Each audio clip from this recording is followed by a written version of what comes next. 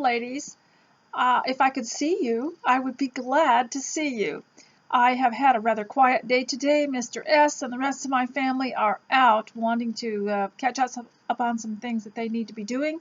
And so I have some peace and quiet here. And so I wanted to broadcast a little bit to you and hope that you're going to be able to get some things done, because this is a listen while you work tape. And you know, I say the word tape because, you know, I'm from the olden days.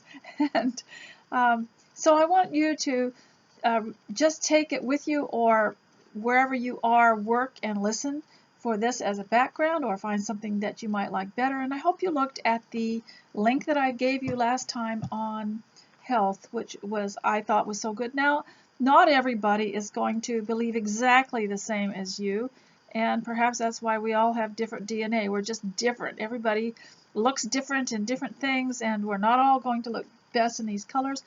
And these videos are being made for my blog, and that's why I have no comments on my blog, and I have no statistics for you to see on my blog, because this is just a holding place, and I'm making these to go with the subject matter of my blog. So please go on over there, click the link that I provided for you below, and look at what else is on there, because sometimes I have a plain post with no video, and I also have a sidebar full of pretty blogs and other homemakers, and some of them are mature, seasoned women that have beautiful, beautiful ideas. And so I want you to do that. And also my donate button is over there, my email button is over there. So if you're not able to get your comment to stick for some reason, please go over there and send me an email, and I'll post it. If you want it to be private, let me know. Now today I am wearing a dress that I got a couple years ago from Walmart, from the Time and True line that they were selling, and it has I wish that you could see it, but I have found that there's not really enough room when I'm broadcasting for you to see what it really looks like. I will try to show it to you. It's long, and it has lots of room in it, and it has 3/4 length sleeves, which are perfect. I wear an apron over it, and I wear an apron that has the color of the dress on it so that it looks good together. And I like the 3/4 length sleeves because they don't get in the way of water and cooking or anything else. I don't always have to push them up. It's my favorite kind. And today I am sharing a teacup that just seems to go with absolutely beautifully with this. It doesn't exactly have a background. My dress is a black background with florals on it. This seems to be a little more gray, but I don't care. It's just almost a perfect match, and it's absolutely delightful. And it was sent to me by the naughty lady who won't tell me who she is, that sent me 6 cups, and it turns out that these cups all match something that I have to wear. So I'll be showing the rest of them to you eventually. Now, when you're buying cups, there's something else I want to remind you of. Just because something is a teacup does not mean that it is to be used for food, because you have to look at the bottom to see if they're food safe. Now, sometimes I've shown you some cups from Teleflora, and those are florist cups that they, you know, at Safeway you go in, and on Mother's Day they'll have a teacup or a teapot, and it'll have a plant in it, or a bouquet. And those aren't necessarily to drink out of. They're just for decor. And so you have to be careful about that. Even Hobby Lobby had some really cute teacups. So I almost picked one up. They weren't expensive. And there was one with gold around the top, and it was light pink, like that blush pink. And it had little gold dots all around it. And I thought, oh, that's just perfect. I've got some fabric that goes with that. But then I looked on the bottom, and it wasn't food safe. It said for decor only. So you have to be careful with that. And so I'm glad that some of you emailed me and said that you liked those Corningware cups that I showed you yesterday, that were stackable and almost imperishable. You couldn't defeat them. They're so good. And they look as good now. You can't see a scratch on them, and I really enjoy them. Also, I will tell you something about those because of those handles. They fit. I don't have, yeah, I do. I have one with me. See these little handles? when you're riding in the car and you've got one of those cup holders in the middle there, between the driver's seat and the passenger seat, or on the side, that handle fits nicely in that cup holder. It goes to the side, on the side, and it's not awkward, and so you can have a teacup in the car, which I think tea tastes better.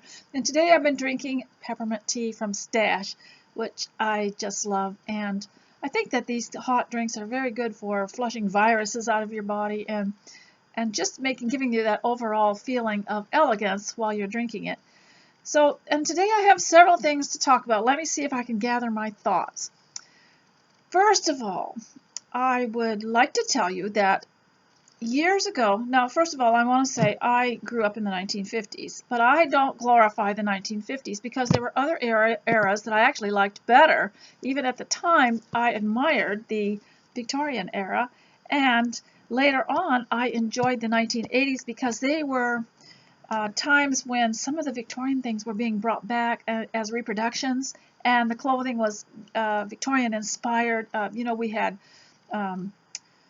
We had Lance of Salzburg, and we had Jessica McClintock, and we had Laura Ashley, and we had many. There were so many companies, and I don't know what happened to all these design companies, but they were wonderful.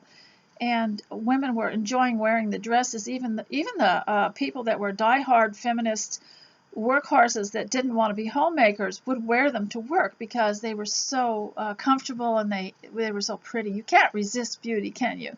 No matter what you believe, you can't resist something that's beautiful.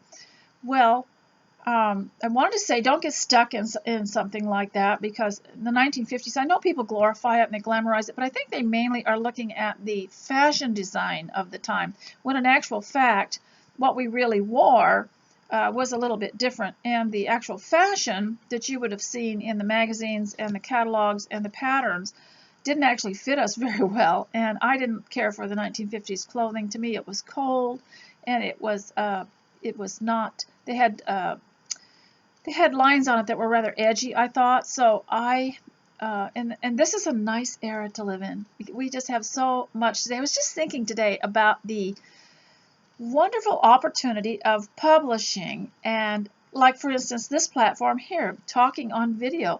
It would take me months to create a class and get all the materials printed. We always had printed materials, and we'd have to go to the print shop and stand in line and get them all printed, and then if it wasn't done right, we had to correct it, take it back, get it redone, and we have to pay for it. And where are those papers now? And we also would have to provide, some kind of hospitality for everybody, and get our flyers out and promote our class. Well, here I have a class, and all I have to do is find a fairly tidy area of the house to sit in, and block out the rest, and you can enjoy hearing from someone that just wants to keep you company while you keep house. So I wanted to talk to you about that, and about how we need to have something else. And the reason I brought up the 1950s, and it wasn't the best time in the world for a lot of things. I remember there were times you could not get certain things, and for instance, if you bought a pen or a pencil, you couldn't get those in quantities like a bag.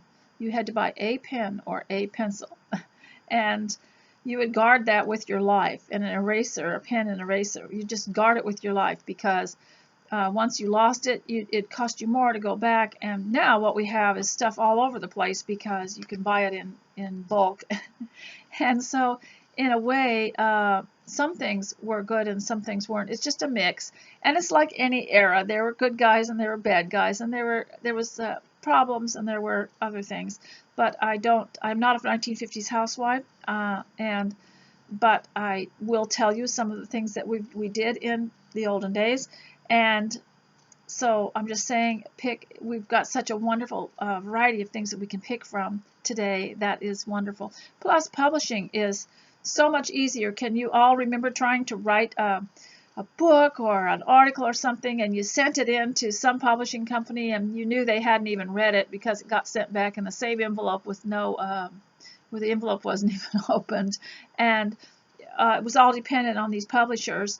And of course, they had handpicked the people that they would promote, And now we have things like iCloud and other online publishing like lulu.com and other online publishing places where you can write anything you want. You don't have to have an editor. You can publish it if you want. It doesn't have to pass muster. It doesn't have to, be something that the company wants to promote. You can just publish it for yourself. And I've published several things just because I wanted printed material for a class. Nobody looks at it, nobody scrutinizes it, and you don't have to have any reviews. And so publishing is so much more convenient and so much easier. Photography too. Now we can all have cameras and we can all put our pictures where we want to and do what we want with them. And in the olden days, in a family, probably the father had the camera, and that was the only camera there was. And there wasn't near as much variety and freedom, and you couldn't always be sure your picture would turn out, and you pay a lot, and sometimes the pictures were no good. So we live in a wonderful era, and I'd like to encourage you to take advantage of that. Take advantage of anything you can see that you can do. And I also love that the fabric shops are so much better, and I like places that encourage. I remember before there was interior decorating, and then interior decorating was something that the big hotels did, or that some rich person would have someone come in and do it for them. But then now it's available to everybody, and you can get books on it, you can watch things on it, and so in a way it's a delightful era of information that's really, really encouraging compared to what it once was. So I wanted to talk to you a little bit about that. And another thing that many people encouraged in the 1950s for homemakers was to have another interest, to have other interests, many other interests. And I think it's the same for any business that you would happen to be in or your husband would be in. They don't want to just do that because it can get very monotonous, and you lose your zest for it. You lose your interest in it. So, for example, in the olden days, my father and many other fathers would do the work in the summer, would be on the fishing boats and the crab pots and the shrimp pots. My father welded his own, so he knew about welding. And he created his own pots for the fishing season, and he made his own nets for the salmon fishing on the beach. And so he was also a carpenter, and so he got money in the summer to help someone build a house or to build a house, and he got paid for that. And then also when there was highway road work and a new highway was being built, and there was always something being dug up. The land was always dug up because someone was building a highway. And I don't know if you know about Sam Hill. Remember, he built a highway between Oregon and Washington State, if you want to look him up. And I think I mentioned him in one of my videos. But highways were just the big thing. Everyone loved highways, and there were highway magazines that came out to encourage you to drive those highways. And so in the summer, the men worked on the highways, and in the winter they did other things. And I wish I had the little peg that I could show you, but my father spent the winter whittling hundreds of little pegs that were actual nails, that he would drill holes in the logs and then fasten two logs together with these wooden pegs that he had whittled, and he built a house without nails. And so in the winter they always found something to do. And my father built a bookshelf. See, now he's building furniture. He built a bookshelf that had a sliding door because he thought that books should be kept clean and protected, and we always had to close those doors because they get a lot of dust and crud on them. And so the men did many different things, and they could dig a well, and they could plant a garden, and they could I can't even begin to tell you the enormous amount. The list is just endless of what they could do. They could build roads. They could build their own roads. And so women were encouraged not to, I don't want to say housewife in a derogatory sense, but of course housewife used to mean that you were a married woman who took care of a house. And that's what it meant. You took care of the house and your husband lived in it. That's what it meant. It didn't mean you were married to the house. Well, housewife kind of got a bad name, and no one uses that. They say homemaker. But housewife is a better term because wife means woman, and anyone can be a homemaker. A little boy, a little a young man, a bachelor, they can all be homemakers. Anybody can be a homemaker, but not everybody can be a housewife. So that's why, I call this Housewife Radio, and I don't have any problem with it. And so they were encouraged at that time to have different interests, all kinds of, and in other words, leisure. So some of them would paint oil painting, and paint pictures of scenery. And that was their pastime. That's what they liked to do. Didn't mean they have to stick with it all their lives, but they dabbled in just about everything, just like the fathers did. And my mother got interested in we had catalogs in those days, and we lived way out, in the sticks. And but in the catalogs in winter, you could order kits that would keep you busy all winter. And she ordered a knitting kit for one of us, and she ordered a little building kit for the boys, and she ordered a kit for herself to make things out of resin. And it was usually jewelry or something that you could make out of resin, and you would put a natural thing like a seashell or a flower or something in this, and her jewelry was very popular, and she gave away a lot as gifts and sold some, but she wasn't pressured or motivated to be always selling, and she just did it because she wanted to when she wanted to. So you have to have something else, because really you can bury yourself in your housework and then something will happen that it just kind of comes apart. You've got to have something else that you're interested in that won't be a work that always needs to be done, something, an interest. So that's how I got interested in so many different things, and not just not always cleaning and cooking and taking care of the house, but beautifying it, and also sewing. I'm interested in textiles and cars and trucks. Excuse me, I have just been outside again for my walk, and I'm all sneezy from all the air that's going around there. And so this is so important, because I think that ladies also need to go, not say I'm only a housewife, because you have to have many different interests. And I know a lady who knows how to do many different things to improve her house and enjoys them. I've seen her put tiles down on the floor, and she just learned how to do it. And these days, you can figure out just about anything. I know other women who are very mechanical, that have learned how to repair things, save themselves a lot of money. And not just that, but the things that we did in the 1980s, the things that started to surface again, that the Victorians did, the rubber stamping, the scrapbooks, the books on, the things on what you could do, making things from nature, and the idea of going on a nature walk and that sort of thing. And so you have to have something else, other interests. And this will surprise people, because they think that if you're a homemaker or a housewife, that should only be, you should be addle-brained, and that should only be your only interest. But it's fun to talk about many different things and to learn about many different things. And you should have many different interests. And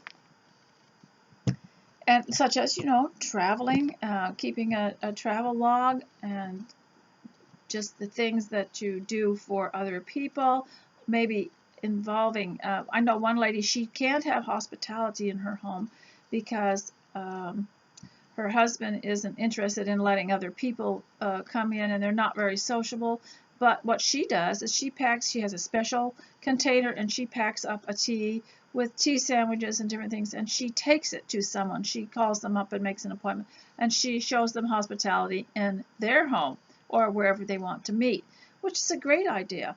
And other interests would be things like correspondence. And when I first started writing about the different aspects of the home, I had all kinds of subjects, and one of them was hospitality, and another was art, music, and literature. And I became very interested in the paintings of the 1800s that none of us had seen, that started surfacing.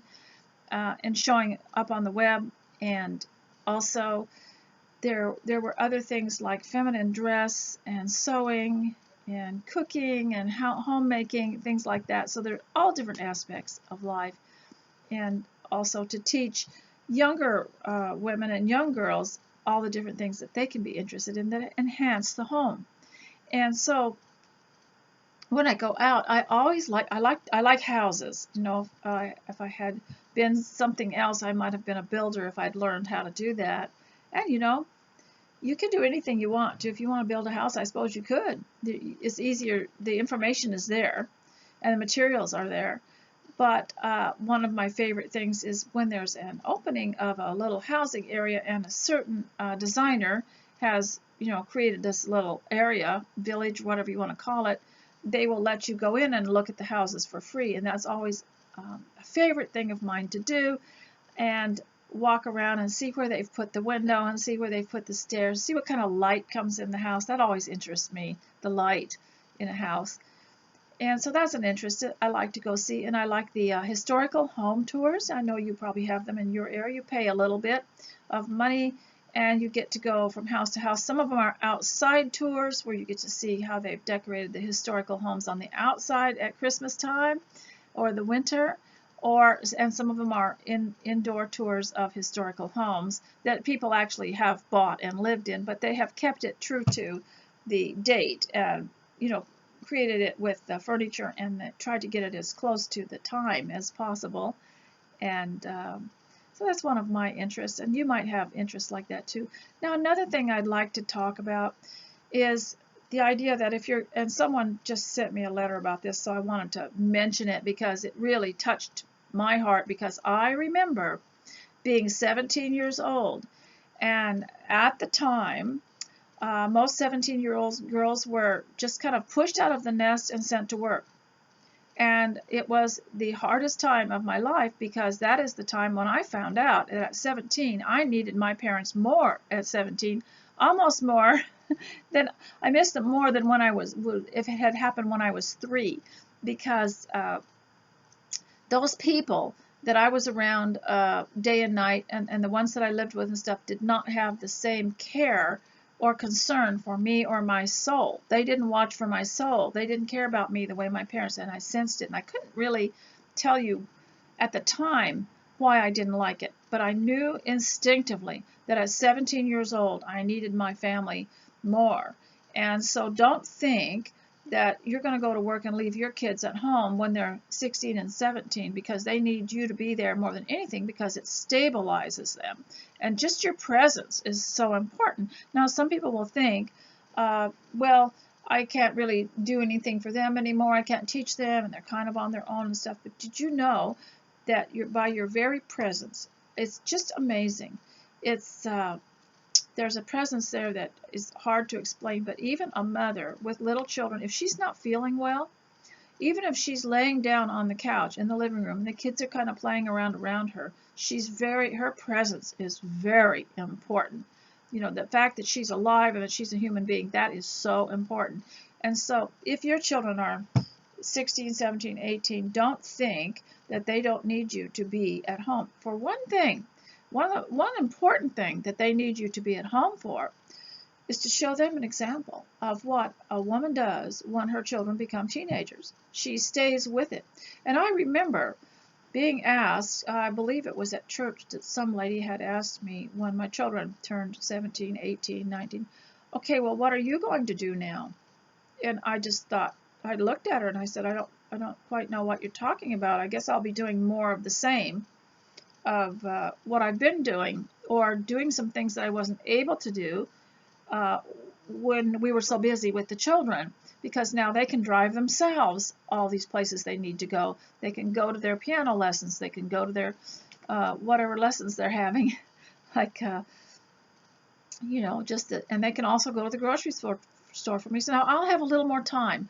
I'll be able to do some painting in the house, and paint some walls and redo some rooms, and catch up to my sewing and go through some things. You know, it's a lot of interesting things that I'm finding that I because we were so busy and interactive, I was homeschooling, so we just were involved together. We did everything together, and I just pushed things back further that needed to be looked in, and there'd be a box, put it away. Kind of like the way we used to clean out the car, The men used to put everything in a box and then stick it in the garage, and then until the next year when they had to clean the car, and they'd stick all that stuff in a box, and that's the way it happens. So I'm now going through a lot of things. And one thing that it teaches your family and those around you and the church members, this is what women do when their children are 17 and 18. They stay the course. They stay put.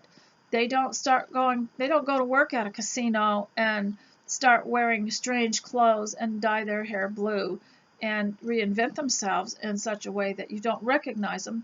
They live the way they taught their children. They live those values, they keep those values, and they stay the same. And the children are happy to say when someone says, well, what is your mother doing now? And where are your parents now? Well, the children are very happy to say they're living in the same place. Father is working in the same business, and mother is busy with the Lord's work, taking care of the home and taking care of the hospitality and the other things. And one thing that's so important is that you stay the course, because I think people want women to just get out of the nest and just go berserk, just act silly and crazy and go party and all that stuff. But I think now, if you have older children, you need to make a list of everything that you would have liked to have done while they were there and just start doing it. And I've said in one of my earliest videos about the minister that asked, who someone went to see him and said they were so disappointed in their children because their children didn't seem to have any goals or motivation, and they weren't using their talents, and they were just kind of, living uselessly and foolishly. And so the minister told the man to write down everything he wanted his children to be, and what he wanted them to be like, and what he wanted them to do. And the man created quite a long list and gave it to the minister. And the minister read the list and said, okay, you go and be all those things. You go and do all those things. Did you want your child to be to paint pictures in his spare time? You paint one. Did you want your daughter to be a seamstress and to sew all of her clothes? You start sewing all of your clothes. Did you want your children to be more careful with their money, more neatly making better decisions about things, keeping the house in good repair, being well-mannered, showing hospitality? You continue in your life and you do all those things. You live before other people and before them the life you want them to lead. This is just a wonderful way to live, because it's a lesson, a living lesson, and they don't even know it. But it may rub off on them. And one thing that I've really found is you can't just live a great life in front of them. You have to speak it sometimes. You have to say, well, now the reason that I do this, the reason that let me just talk about this room that I am. I have indirect lighting. I don't like overhead lights. I think they're a big pain. I think they were probably something invented in the 1950s, and I don't approve, because you have to stand up on something. You have to practically break your neck to unscrew the little screws that hold up the plate, and then you have to put in the new light bulb. And so I don't even use them. And the Victorians at least had the sense to have something hanging low enough that you could reach in and change it, or to mount it on the walls where an ordinary person could change the light bulb. So I have indirect lighting. Not only that, but I will tell people I have indirect lighting because I think that it makes everything look nicer. It's not so harsh. And if you should turn it on and someone is snoozing in their chair or something, the light doesn't hit them in the face the way an overhead light would. It's not as rude. I think overhead lights are rude, and so I will say that. They will laugh a little bit, but they'll always remember why Mom had indirect lighting. That means the little lamps in the corners that light up the little dark spots and also make everything look so much softer. And I'm using indirect lighting today. I don't know if it's very effective, but just different things that you can say. You live it, but sometimes you have to say it too. Because I remember growing up and seeing my parents do things and never understanding why they did it. It would be nice if you could say it, not just do it. And so I've had a lot of nice emails. I didn't know whether I should publish them all, but some of them mentioned these things, and especially what's most effective for some reason. I don't want to overemphasize it, but appearance. Appearance is something that, like I said, if you've got mirrors in your house and you walk by and you're not happy to see that person because she doesn't look full of vitality, she doesn't look healthy, and she doesn't look happy, and her clothes look drab, then you're not going to go about your business with the same fervor. So I do think that appearance is so important. I do think the Bible emphasizes it. It talks about glorifying God in your body, and I believe in your appearance too. And I do think there's so many delightful things that you can wear that would improve your mood as well. See, every color has a mood. If you've ever done a study of color, you can see that color and fabrics and textures all have a kind of a mood. So the other thing is working with people. Now, that's always our favorite subject, to go in and see what we can do about the negative Nellies and the people that tend to throw cold water on your ideas or just on your life. And now this idea of guilt, let me tell you, this guilt, that you're staying home and you're, quote, not helping. Now, this word helping and help has changed. The meaning has changed, and I didn't know it. I was just so airheaded back in the day in the 1980s. Somebody came up to me, and I was a full-time homemaker and a homeschooler, and I was happy, and they came up to me and they said, rumors are going around that you're not helping your husband. And I just kind of stared at him, and I said, well, what did he want me to do? Did you figure out what he wanted me to do? Did he say what he wanted me to do? And they wouldn't tell me. They said, wake up and smell the coffee. And, you need to be not living in your own little dream world. And they wouldn't tell me. Why did they say that? Well, come to find out, that idea of helping and wake up and smell the coffee means you're in financial trouble if you don't work, apparently.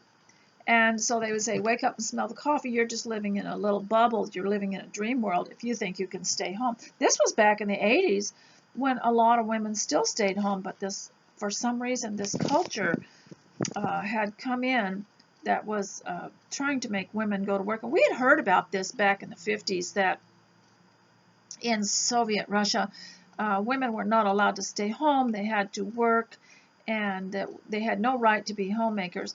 Well, when we heard about this, even though we were little 7th graders, age 13, we were just horrified. How could anyone go against nature that way? We thought that'll never happen in America. Well, no government actually had to change it, because other people would change it just by putting pressure on the husband at work and putting pressure on you all around. And they may be hearing these kind of things in classes, because I remember in high school we had a class on some kind of social class. I can't remember what it was, but it was actually very subtly changing the direction that the girls would go in their lives, and telling these girls that if you wanted to be just a homemaker and have children, that you, quote, wouldn't amount to much. And so there were some people that were sucked in by that.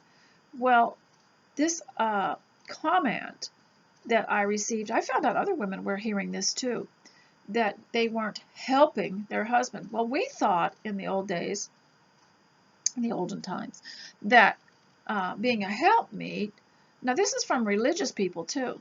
They're all saying, you're not helping your husband. And being a helpmeet meant providing for his needs and helping him so that he could do his job of providing for the family. And my mother would get up very early, make him a breakfast, fix him his lunch. She ironed his shirt for him. She took care of the house and the children so that he didn't have to worry about things like that. She helped him. She took care of the money, paid the bills, She realized when there was some repair that needed to be done. She knew when the car needed service, that kind of thing, and she helped him. And but now the Christian people were saying that being a helpmeet meant that you had to provide half of the money in income.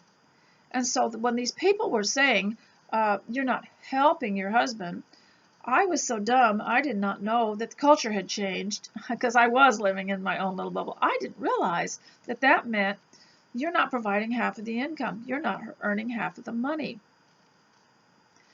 So, and some of the more liberal Christians will say that being a helper fit for him means if he wants you to earn half the money or a lot of the money, that you have to do that. But I would beg to differ because I don't think that that's ever what that meant. And but this word help, I'm not helping my husband because I'm not earning money. I could be helping him. That was a foreign. You would never say something like that concerning money. No one ever came up to you in the 50s and said, don't you think you want to help your husband out by earning more money or going to work? In fact, the men would have been insulted because for a woman to think that she could help him out, neglect the whole house, neglect her children, put them in daycare. Of course, there wasn't any daycare in those days, but get a babysitter and help them out. That wasn't helping him out at all. That was considered a broken home in those days. So you just didn't do that. And we saw firsthand what happened when women left their post, when they left their responsibility and their duty in the home. We saw what happened is that those children became what we call delinquent. In other words, they were aimless. They had no roots. They had no values. They did not know how to act except in a unruly way, and they were in jail, and they were in all kinds of trouble, and they were mischievous, and they were destructive. And how could this happen? When the woman left the home, many people say, oh, well, that couldn't have been for that reason. But we saw it firsthand, and we saw it developing before our very eyes. We saw it unfolding. So this idea of helping your husband, the meaning has changed because the culture has changed it. They have changed it to mean if you're a helpmeet, that means you earn half of the money. But that is not the way that it was done, and it's not the way that it works actually. And if you as a woman are going to go to work to help your husband, you're actually not going to help him very much, and you're probably going to help make yourself, it's not going to be an advantage to you. And so you can't, and it's not going to be an advantage to your house, to your children, and to the rest of your family. And so just get rid of that idea that going to work is helping your husband. It's good for the men to earn a living and provide for their family. And you might think, well, of course they'll come home and complain sometimes, but that doesn't mean that you abandon your post at home and go to work. It's natural for them to complain about it. It's pretty bad out there. The work is very hard. And what they need is sympathy and for you to commiserate with them and for you to make life happier for them at home so that it's worth it to them to go and work for such a woman and provide for the children and the family and make her the care provider of her own children.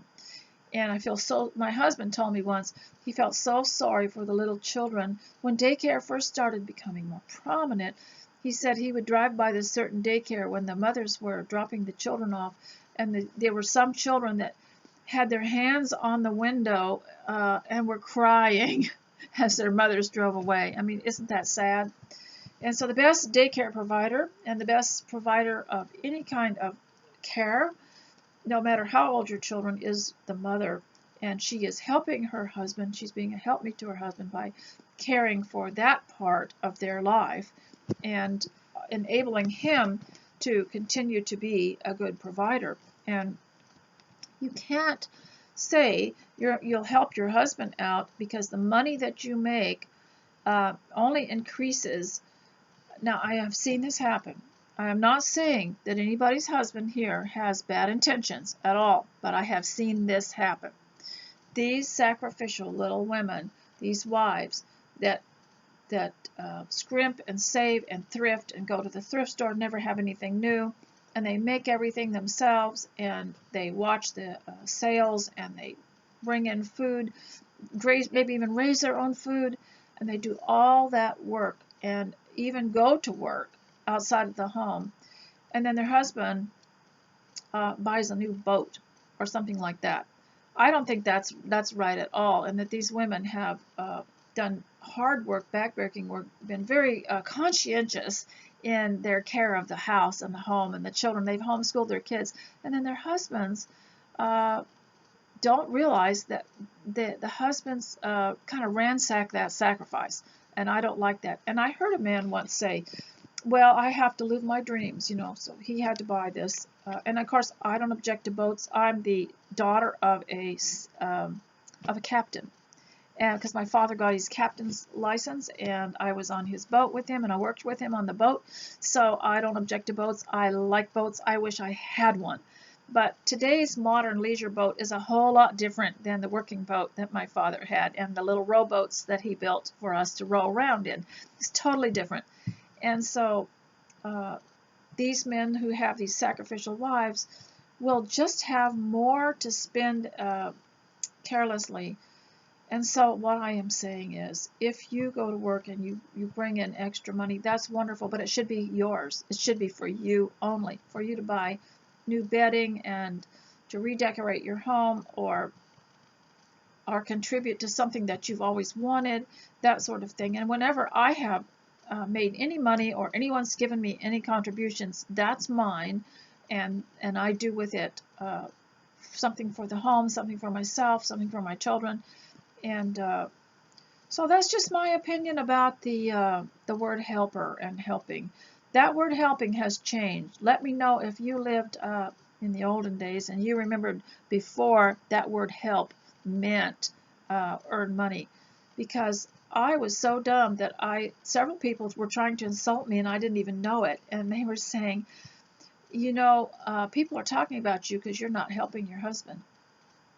And I thought, oh, well, did he want me to do something? So I'd go home and I'd ask him, well, did you want me to do something? Because they're saying I'm not helping you. Is there something you wanted me to do? And he didn't know what they were talking about. But what had happened was, they had asked, well, what does your wife do? And he'd say, well, she stays home, she homeschools the kid and stuff. And then they drew their conclusion that I wasn't helping because I was not working outside the home and earning money. But this idea of turning everything into a financial thing, I don't like that. Do you? Is the soul worth some kind of financial thing? No. And we are watching for the souls of our children and for our husband too. Being good homemakers and being in the home makes us more alert to what the needs of the family is. And it's more than physical. Why would you work and earn money unless it's for something physical, for some physical reason, for some material reason? It's certainly not for a spiritual reason. It's certainly not so that you can have better character or better understanding of the scriptures, or be more loving, learn to be more loving to your children, or everything. It's not for any other reason. I don't see any other reason to work outside the home unless it's a terrible emergency and your husband has broken his back. And even then, we now have things set in place where there's compensation and where there's help, other ways that you can manage with some kind of tragedy. Now, in the 50s, when this first started, in the late 50s, when it first started in schools to indoctrinate children for this two-income family thing, they would tell us that a woman should have a career as a backup plan in case something happened to her husband. But what they found out was all the education they got for this career, and the career itself almost was obsolete by the time they got out of college. This business was no longer available for them to go into, and the college education was being replaced by something newer and better, and so they weren't, in my opinion, I don't think that's really the route to go, because you can get ready for a backup plan that where the plan isn't there anymore and it won't work and the job won't be there. So what's the best thing to do is to be creative, innovative, and smart in so many other ways, so that no matter what happens, you know how to produce your own capital with your hands and with your brain and make a life for yourself and a life for your husband. And that's the best way to be a helpmeet. And as I said in my previous video, there were men who in the 1940s wanted to have a woman in the home, and they wanted to marry her, and it was a fair exchange. He would marry her, provide a living, and she would have children and take care of him, take care of his house, take care of the money, manage everything. And so it was just a fair exchange, and everyone was doing it, and everyone thought that was normal. But what happened was these wonderful farmers that had made lots of money wanted their children to have a better life because it was hard. And so they made enough money to send them to college. And once they were in college, of course, they were reindoctrinated to believe that the way they lived was not bettering themselves, and so they should go do something else. And they didn't go back to the ways of their family and the ways of the farm. And so it kind of backfired, and it was kind of sad in a way too. In many towns we see today in the Midwest, especially in Kansas, are just gone because the children didn't come back to maintain the family stores and the businesses and the land, even the farms. They didn't come back. And even when they were prosperous in their parents' days, prosperous enough to get a mall in the area or a business in the area that was big, even you know how big Walmarts are. Well, even some of those are now empty in some of these places because once the children went to college, they got in something different and they didn't come back and maintain these towns and maintain the land and keep the farm. So that's just another little sideline thing that I want to talk about. If you know anything about it, please let me know. And so I hope that you're getting something done and that you're not just watching me, because the purpose of this video is if you have something that you need to do that you've been putting off, maybe cleaning out something, folding something, and you need a little company, you want a little background noise, that I can certainly provide that for you while you work, and I hope that you are getting it done. And I mentioned in my last video about people who are negative, so I wanted to get more into that and find out how you're handling that. And one thing that ladies have told me, that they get around people, maybe there's someone in your home or there's someone outside of your home that has said something that's very piercing and very demotivating, and you can't seem to focus on that, is to use it as a signal to do something beautiful for yourself and for your home, and kind of reward yourself, so that every time someone sneaks in a terrible, depressing thought to you, that your house becomes better, your bathroom sparkles, your sink in the kitchen sparkles, and you've got something that smells good in the oven every time someone does that. And I knew a lady who did that every time somebody said something cruel to her for being a homemaker. Now, I know there's a lot of you that will say, Mrs. Sherman, no one ever bothers me. Well, that's lovely, but it doesn't work for everybody. It's nice that you have people on board with you and people that are on your side and that believe in what you're doing, but this will not always be the case for everyone.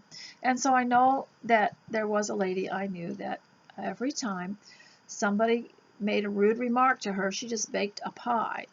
And so, you know, she got better and better at baking pies, and practice makes perfect, as they say. So I hope today that I haven't said anything that depresses you, and that I have said things that stimulate your memory and your beliefs. And I know we probably don't all believe the same thing, but we should have better you know, when home interiors came in the 1980s, the home interiors was a little home business that people had, and they'd go and make an appointment to come in your home and show you how to decorate it. And they had a board, and they had all these products that they would sell you, usually a picture, a sconce, a little shelf, a little whatever, to make your home more pleasant looking. And when that came in, people started being more interested in their homes, in maintaining it, and making it lovely, and making it feel warm and homey. And I think that's what we still need. And of course, that's now broadened into a lot of businesses have picked up the idea of home interiors, and you can go somewhere and find what you need, and you don't have these parties anymore. But I think that what we need is videos like this where people are encouraged to take care of their homes and I heard about one lady. She said her mother and herself exchanged texts and pictures in the morning, and she'd send her a picture of a gleaming cabinet top in the sink with, you know, everything bare and beautiful, and maybe a little vase of flowers on it, and a cleaned off table, and they exchange these pictures. Well, to me, that is very encouraging. I like that. And before and after pictures are fun too, but I would not put a before picture on here for you because it would depress you, and I want to leave you feeling better. And so my before picture, I don't have my after work done yet, so it's still in the before stage in one of these rooms. And so so probably what I'll do is go back and start working. I've got a big list. I have mentioned too to have a list and not a schedule. Now, I know the schedule is important because you're going to have to stop for lunch, you're going to have to stop for dinner, but to me, a list is more important. For instance, I got called out this morning because, in a way, called out meaning I went out to get light bulbs because, and by the way, I was really glad that I could now buy the kind of light bulbs I'm used to in this old house. And they're not the ones that you have to put in a bag and dispose of them at some special disposal center. So what we've done is the stores are now stocking these old-fashioned bulbs that you just screw in. There's nothing wrong with them. When they're finished, you throw them out. And some people use them for crafts afterwards and make things to hang on the Christmas tree. It's kind of cute. But I had to go out and replace some light bulbs. And so when I came back in, I got the feeling like, okay, now where do I start? Well, it was nice to have a list because I could pick up where I left off. And as I said before, one thing has to lead to the next. After you get your appearance ready, it's a good time to go into the kitchen because you're all cleaned up and you can start dealing with the food. And then you move to the next section closest to the kitchen. Maybe it's the dining room, maybe it's the laundry room.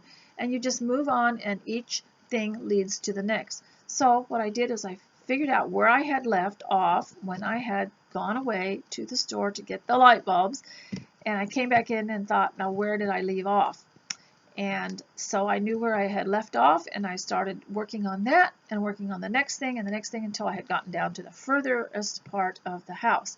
And another thing that I like to do is towards evening, which is quite late, you know, sometimes it doesn't even come till 8 o'clock, but the darkness, you know, towards evening, I start turning on some of those little LED lights that are like a flame, but there's no real flame in them, and giving the house a little atmosphere here and there. I just love walking through it and seeing these lights, and then at night when I'm ready to go to bed, I go through and turn them off. And of course, we live out here in the country, so I don't have to actually pull the drapes like a lot of people do, you know, when you're close to other houses and neighborhoods. So I kind of leave the drapes the way they are, and I don't close them and open them every day. And I like to sometimes leave a little light in the window. Those LED lights are wonderful for that, and they look so charming from the outside. And we get them at the dollar store, so it's no big expense. And so let's see, other things that you might want to know that would inspire you, of course, is having everything clean and pleasing to you so that it feeds you back good thoughts. You know, what would you like if you were to go somewhere and stay somewhere? What would you like? Would it be elegant? Would it be comfortable? Would it be colorful? What is it you would like? Then you do it at home. Make your home the place that you want to be. And somebody asked me to talk a little bit about health, so just for the next few minutes I'll mention a few healthful things. And one of them is eat at home. And you know, when you think of it, dining out is not all that glamorous after all. But when you're at home, you know that your own family has touched all the things that you own and not strangers, and you're not bringing in any kind of bacteria from somewhere else. And so home is, you can put out your finest china and celebrate an ordinary day, and you can do exactly as you wish and make it a happy place. And although it's nice to go out, which I agree, and everybody should go out and get new ideas, get stimulated with the art and the beauty and the different things that are going on out there. But your home, the purpose should be to make you and your home a better place. So I hope that I have helped in some way, and I hope that you actually get something done. If you haven't gotten dressed and you aren't fixed up, take some time out and do that. And even if you don't get anything else done, at least fix yourself up, because it gives you dignity. And you're a human being, not an animal. And take care of your children and make sure that they're clean and that they have baths and showers, and that they're clean and that they smell nice and the house smells nice. And that's so important. And sometime I want to get on here and talk to you about different aspects that I have discovered with people that have been on, for one reason or other, had to be on welfare, and what some of the things they do, that mistakes that they've made with this. And one of the things is that they're not good housekeepers. They stay home because they've got this welfare money, but they don't know how to be homemakers and home housekeepers. And so I want to talk a little bit more about that sometime. Now, we are losing a lot of our welfare funds, and so people are having to go to work or get off welfare, which is pretty good. That I guess the state can no longer handle the expense of it, especially generational welfare. So we've seen a change in that. There are a lot of changes going on around here, for the better actually. And so I wanted to talk to you about that maybe more next time. And if you have any, in the meantime, if you have any suggestions, please leave them for me, and send me an email or put them in comments. And please let me know what your interests are, and just give me some ideas of things to talk about that I might be able to. And so in the meantime, I hope you have a wonderful day, and hope you get something done, and that you can be creative in your housework and in your homemaking, that you can be creative, and that you'll be relaxed and happy. So thank you for coming. Thank you for your comments especially, and God bless you, and see you next time. Bye.